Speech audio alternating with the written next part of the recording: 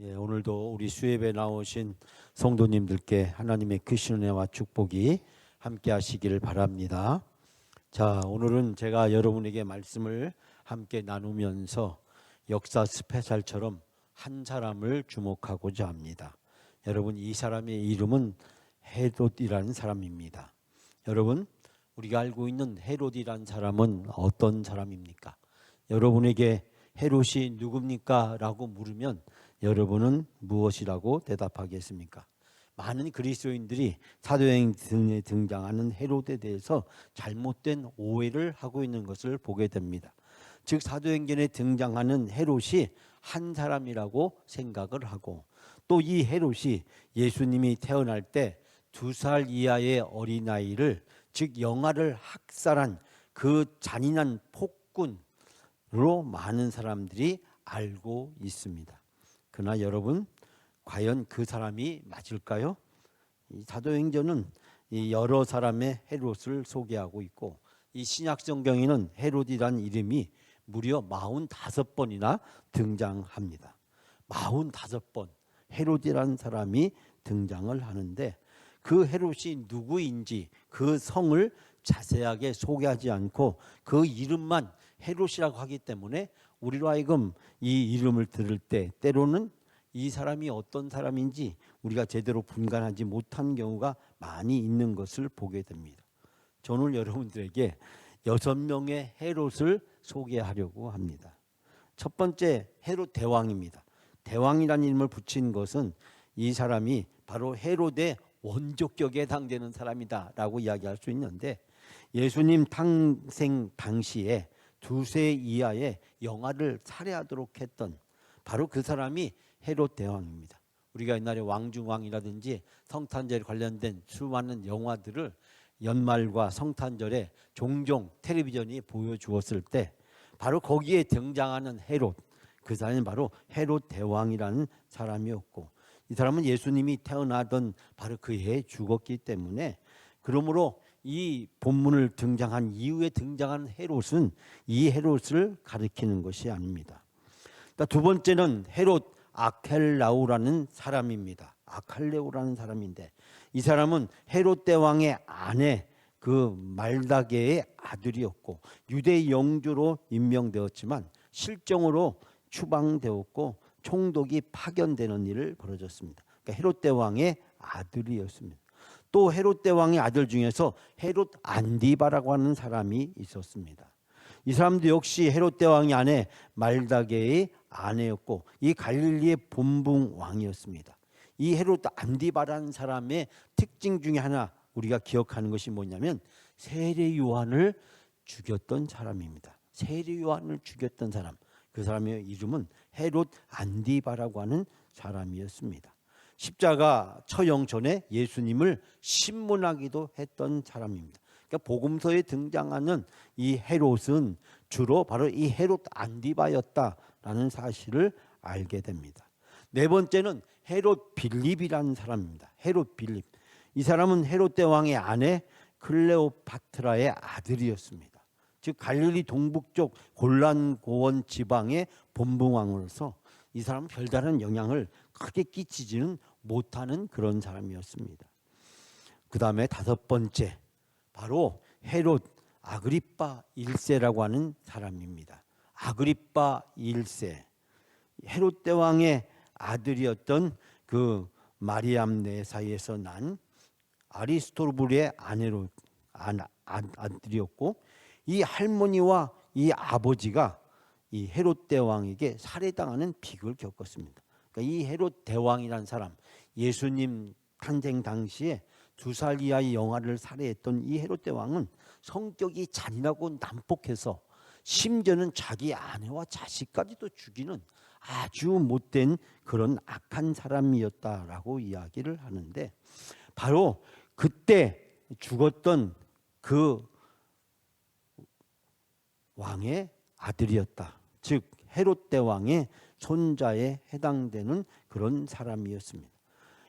오늘 본문에 등장하는 사람은 바로 이 헤롯 아그리빠 1세라고 하는 사람입니다.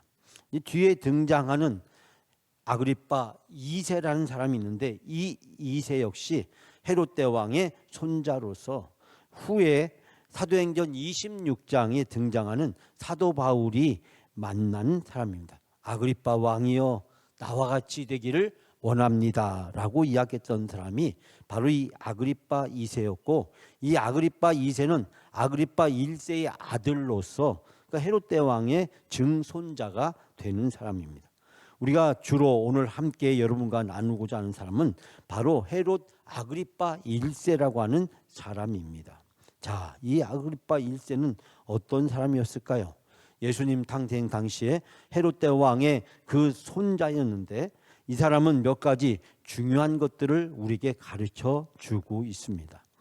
이 사람은 원래 우리가 다시피 아버지가 불행한 생을 마감함으로써 그 아버지가 겪었던 그 아픔과 고통을 온몸으로 겪으면서 성장하게 되었습니다. 아버지의 형제들이 아버지와 딸이 넷이 있었는데 버니게와 그리고 마리암네와 두루실라와 아그리파 2세가 바로 이 아그리파 1세의 자녀들이었다고 이야기합니다.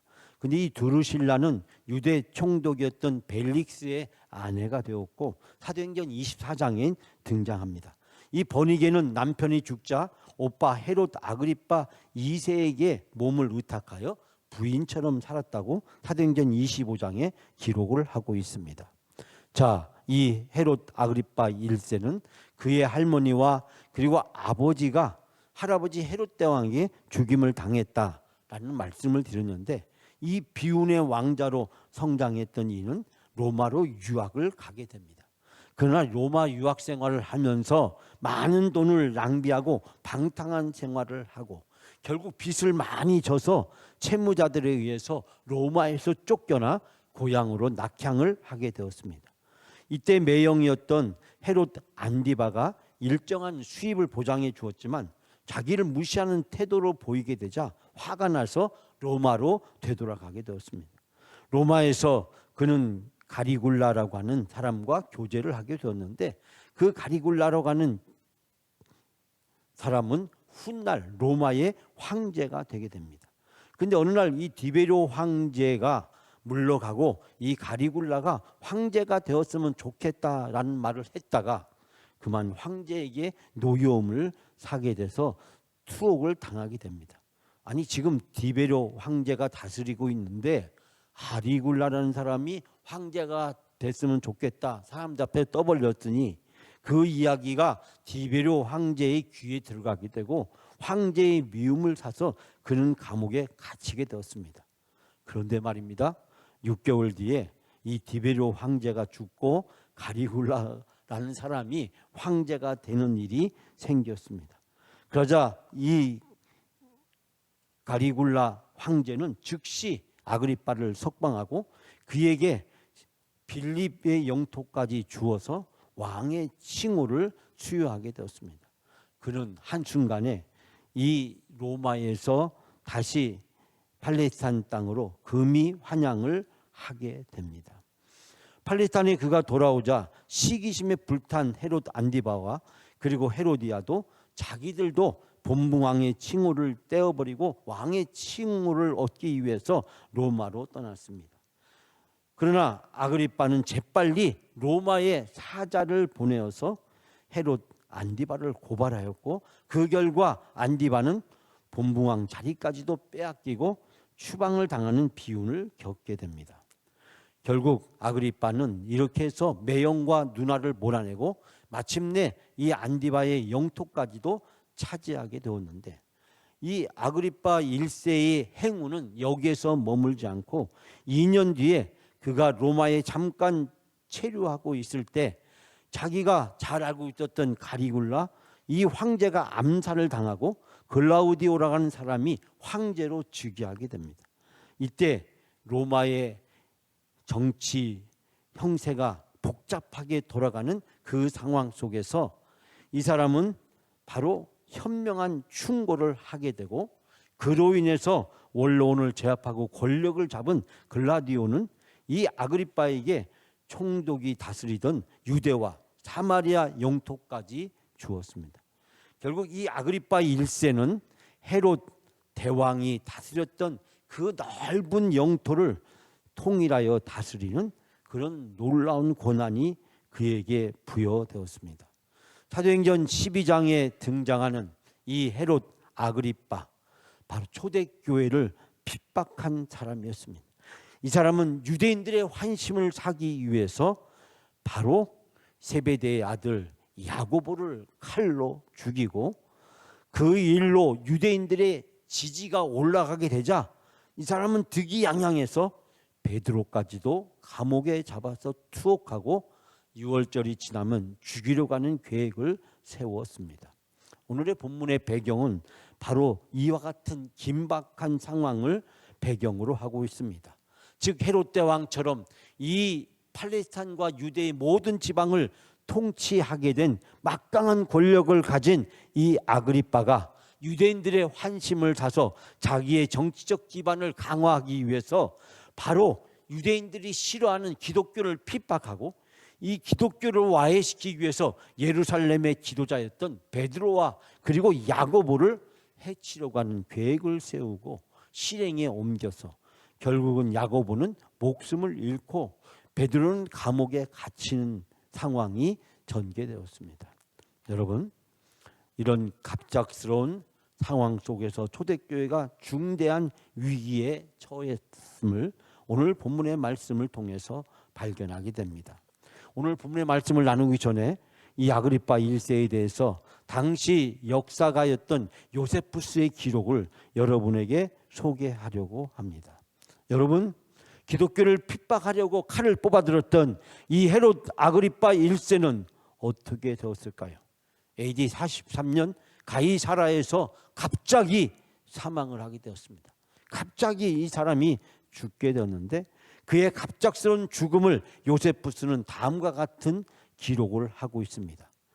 그 기록의 내용을 읽어드리면 다음과 같습니다. 그 축제의 두 번째 날에 아그리파 왕은 순으로 짠 참으로 멋진 의복을 입고 새벽에 원형극장으로 들어갔다. 태양 광선이 찬란하게 비추자 그의 옷은 신비한 빛을 발하기 시작했고, 그 반짝임을 바라보는 사람들은 기묘한 두려움과 경의를 느꼈다. 아첨꾼들은 아그리파 왕을 신이라고 부르면서 사방에서 목소리를 높였다. 왕은 갑자기 엄습한 고통으로 복부를 움켜잡고 쓰러졌다. 왕은 54세, 즉위한 지 7년이 되던 때에 세상을 떠났다. 여러분, 최고의 권력의 절정기에 있었던 이 아그리파 왕이 기독교를 핍박하고 있던 바로 그 시점에 그는 어느 날 바로 많은 군중들이 보는 그 자리에서, 그 원형 경기장에서 신이라고 자기를 부르고 외치는 사람들의 함성과, 그리고 반짝이는 은금으로 장식된 옷을 입고 등장했던 그는 갑자기 그 자리에서 즉사함으로 그의 인생을 마감하게 됩니다. 아그리파 1세가 보여주고 있는 이 준엄한 사실은 하나님을 대적하고 예수 그리스도의 교회를 핍박하는 자의 종말이 어떻게 되는지 역사의 엄연한 사실을 통해서 우리에게 강력히 경고를 주고 있습니다. 즉 헤롯 대왕이 죽었듯이 아그리파 1세도 결국 즉사를 함으로 하나님의 무서운 진노와 심판을 피할 수 없음을 발견하게 됩니다. 저는 오늘 주신 말씀을 통해서 짧게 세 가지 은혜를 여러분과 같이 함께 나누려고 합니다. 즉 이 아그리파 1세의 핍박과 박해가 계속되고 있던 이 시점에 초대교회의 박해가 시작됩니다. 여러분, 우리가 오늘 주신 말씀 4절 한 절만 다 같이 함께 먼저 봉독합니다. 잡음에 옥에 가두어 군인 넷씩을 내 패에 맡겨 지키고 6월절 후에 백성들 앞에 끌어내고자 하더라. 아멘. 여러분, 오늘 본문의 말씀에서 보니까 이들이 바로 아그리파 1세가 손을 들어서 교회 중에 몇 사람을 해치려고 했고, 야고보를 2절에 보니까 칼로 죽였고, 3절에 보니까 이 일로 유대인들이 기뻐하는 것을 보면서 베드로도 잡아서 감옥에 가두고 6월절이 지나면 베드로까지도 죽이려고 하는 계획을 세웠음을 발견하게 됩니다. 교회의 박해가 시작되었습니다.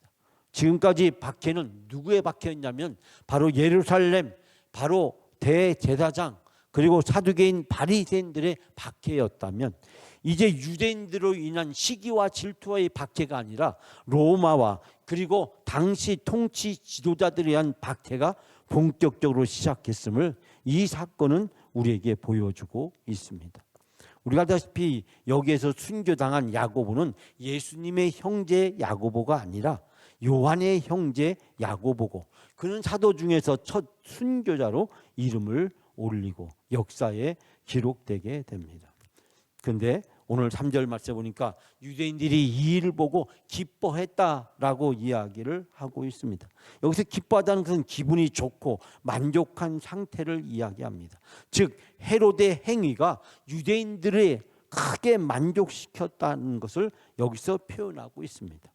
헤롯 대왕의 정치적 야심과 탐욕은 무고한 기독교인들을 핍박으로 몰아가고, 그것도 더 나아가서 예루살렘 교회의 지도자들을 해침으로써 예루살렘 교회를 붕괴시키고 기독교를 이 세상에서 제거하려고 하는 무서운 음모를 가지고 진행되었음을 발견하게 됩니다. 헤롯 아그리파 1세의 종말과 그의 죽음은 바로 이 역사적 사실에 대한 하나님의 준엄한 심판으로 전개되었음을 우리는 깨닫게 됩니다. 사탄과 마귀는 꼭 이 지도자를 공격하고 지도자를 거꾸로 틀리려고 합니다. 그래서 교회를 와해시키려고 합니다. 그러므로 아그리파 1세의 주 타켓은 바로 베드로와 야고보였습니다. 즉 이 두 사람만 제거하고 나면 예루살렘 교회는 무너지게 될 것이고 기독교는 더 이상 명맥을 유지하기 어려울 것이라고 판단을 했고, 그런 유대인들의 사주를 받아서 이 아그리파 1세는 야고보를 참수형을 처하고 베드로까지도 죽이려고 손을 뻗쳤음을 발견하게 됩니다. 이런 아그리파 1세의 행위가 그의 단독적인 결정과 판단에서 나온 것이 아니라 유대인들의 사주와 그리고 유대인들의 교활한 음모로부터 비롯되었다는 사실을 발견할 수 있게 됩니다. 사랑하는 여러분, 신앙생활을 우리가 해나가면서 때로는 자기의 뜻대로 자기의 욕심대로 야망과 욕망에 사로잡혀서 신앙생활을 하는 사람들을 종종 찾아보게 됩니다. 그리스도에서 진정한 변화됨의 경험이 없는 사람, 중생의 체험이 없는 사람, 성화의 과정으로 가는 부단한 영적인 훈련의 과정을 통해서 영적 싸움과 그 훈련을 거치지 않은 사람은 사탄과 마귀에게 쉽게 놀아나게 되고 자기도 모르는 사이에 사탄과 마귀의 유혹에 빠져들게 됩니다. 그렇기 때문에 우리는 항상 깨어서 기도하고 말씀에 순종하고 성령의 인도하심을 받아야 됩니다. 사탄과 마귀와의 영적 싸움에서 이기는 세 가지 필살기, 항상 깨어서 기도한다, 두 번째 말씀에 순종한다, 세 번째 성령의 인도하심을 받아야 된다. 훌륭한 무기, 탁월한 전략, 그리고 상대를 압도할 수 있는 그 어떤 힘이 필요한 것이 아니라 너무나 쉬워서 우리가 간과하기 쉬운 깨어서 기도하고 말씀에 순종하고 성령의 인도하심을 받게 될 때 우리는 영적으로 날마다 승리하는 삶을 살게 될 줄 믿습니다. 오늘 주신 말씀 두 번째는 초대교회는 박해를 당했을 때 열심히 기도를 합니다. 자, 5절 말씀 다 같이 함께 봉독합니다. 이에 베드로는 옥에 갇혔고 교회는 그를 위하여 간절히 하나님께 기도하더라. 아멘. 여러분, 지금 야고보가 참수형을 당했습니다. 온 공포와 두려움이 예루살렘에 퍼져나갔고 예루살렘 교회는 두려워 떨고 있는 상황이었습니다. 어렵고 힘든 상황에 당했을 때, 고난과 역경에 처했을 때 사람들은 두려워 떨고 도피하거나 아니면 다른 사람에게 책임을 전가하거나 아니면 그 원망하고 불평하는 모습들을 발견하게 됩니다. 이스라엘 백성이 광야에 나와서 하나님이 10가지 재앙과 홍해바다를 건너게 하신 그 모든 것들을 싸그리 잃어버리고 어려울 때마다 힘들 때마다 원망과 불평을 제기합니다. 초대교회는 어렵고 힘든 상황에 부딪혔습니다. 지금 중대한 기로에 서게 되었습니다. 초대교회가 선택한 것은 무엇이었습니까? 지도자의 잘못으로 아그리파 1세의 분노를 사게 된 것이었습니까? 유대인들과 적대적 관계가 형성되도록 방치한 지도자의 무기력함 때문이었습니까? 초대교회 교인은 누구를 원망하거나 누구를 비난하거나 누구를 탓하지 않았습니다. 초대교회 교인들은 이 어렵고 힘든 상황 속에서 그들이 선택한 것은 하나님께 기도하는 것이었습니다. 진정으로 영적인 사람은 어떤 문제에 쳤을 때 하나님께 간절히 기도합니다. 하나님을 원망하지도 않고 다른 사람을 비난하지도 않고 불평하지도 않습니다. 하나님께 간절히 기도합니다. 오늘 주신 5절의 말씀, 교회는 그를 위하여 간절히 하나님께 기도하더라. 교회가 어려움에 처했을 때, 교회가 위기에 처했을 때, 고난에 처했을 때 교회가 선택할 수 있는 것은 바로 기도인 것입니다. 교회는 그를 위하여 하나님께 간절히 기도하였다.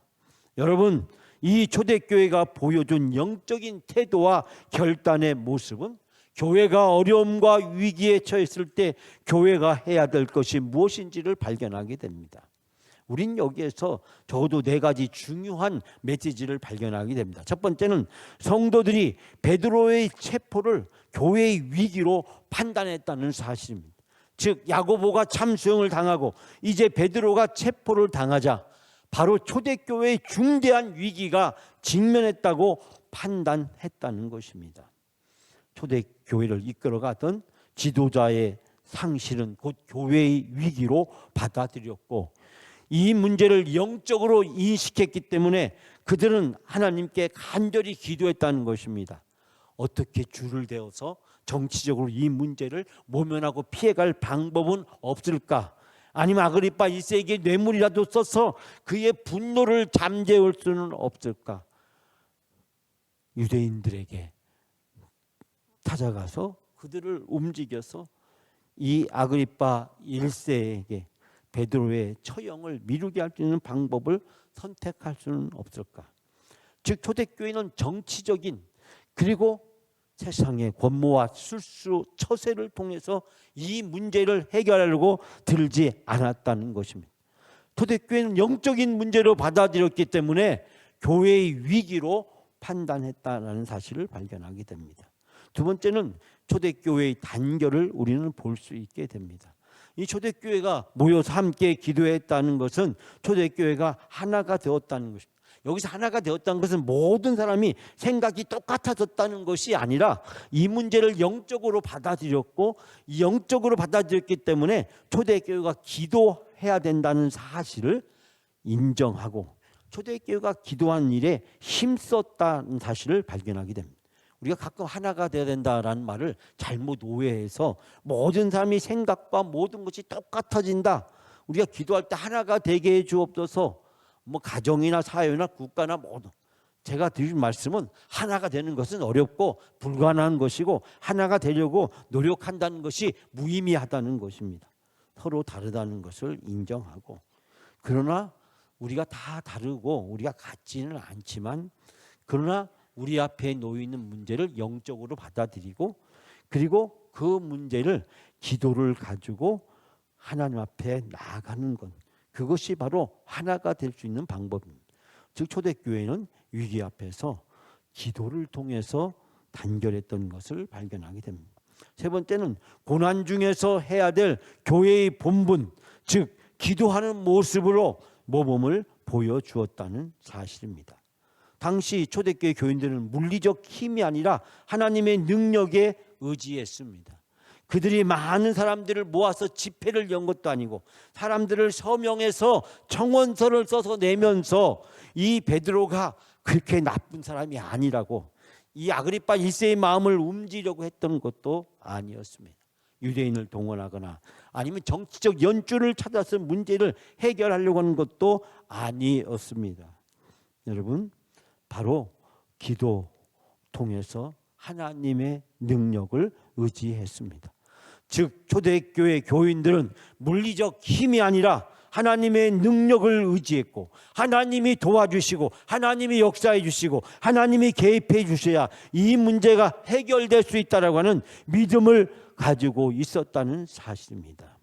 네 번째는 초대교회의 기도는 베드로의 기적적인 탈옥으로 응답되는 것을 발견하게 됩니다. 교회의 기도는 기도로 끝난 것이 아니라 베드로를 구출해 주시는 하나님의 능력으로 나타났음을 보여줍니다. 교회의 단결과 기도하는 힘, 그것은 바로 초대교회가 어려움에 처했을 때 이 모든 것을 영적인 문제로 받아들이고 이 영적 전쟁에서 승리하기 위해서 초대교회는 간절히 하나님 앞에 합심하여 기도했을 때 하나님의 놀라운 권능과 능력이 나타나고 그 하나님의 권능과 능력은 바로 감옥의 2중 3중으로 이 베드로를 가두고 이 베드로가 탈출하지 못하도록 했던 그 모든 군사적인 방법과 그들의 전략과 그들의 모든 술수를 순간에 무기력한 것으로 만들어버리고 베드로를 탈출시킵니다. 사랑하는 여러분, 성도의 고난은 더 큰 하나님의 능력과 기적을 경험하게 만듭니다. 고난당했다고 좌절할 것이 아니라 고난 속에 있다고 불평불만할 것이 아니라 고난 속에 처했다고 원망할 것이 아니라 아직도 하나님이 나를 사랑하시고 나에게 관심을 가지고 계시고 은혜 베푸기를 원하신다는 고난은 하나님의 사랑의 표시라고 받아들이는 여러분이 되시길 바랍니다. 위기와 고난을 통해서 우리가 기도할 때 하나님은 우리의 믿음을 더 크게 성숙시켜 주시고 기도를 통해서 하나님의 놀라운 권능과 능력을 우리가 경험할 수 있도록 인도해 주실 줄 믿습니다. 사랑하는 여러분, 초대교회는 위기 앞에서 함께 모여 기도했습니다.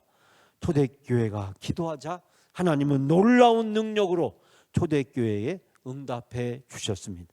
우리가 어떠한 상황에 있든지 어떠한 문제에 있든지 그것이 고난이든 시험이든 역경이든 유혹이든지 이 영적 전쟁에서 승리할 수 있는 방법은 하나님께 나아가는 길이고 하나님께 기도하는 길입니다. 그럴 때 하나님은 우리가 상상할 수 없는 생각하지 못한 우리의 지식과 경험으로 우리가 이해할 수 없는 놀라운 능력이 나타나서 하나님은 우리를 구원해 주실 줄 믿습니다. 사랑하는 여러분, 우리 앞에 무슨 일이 있다고 할지라도 하나님 앞에 기도로 나아가는 여러분이 다 되시기를 주님의 이름으로 축복합니다.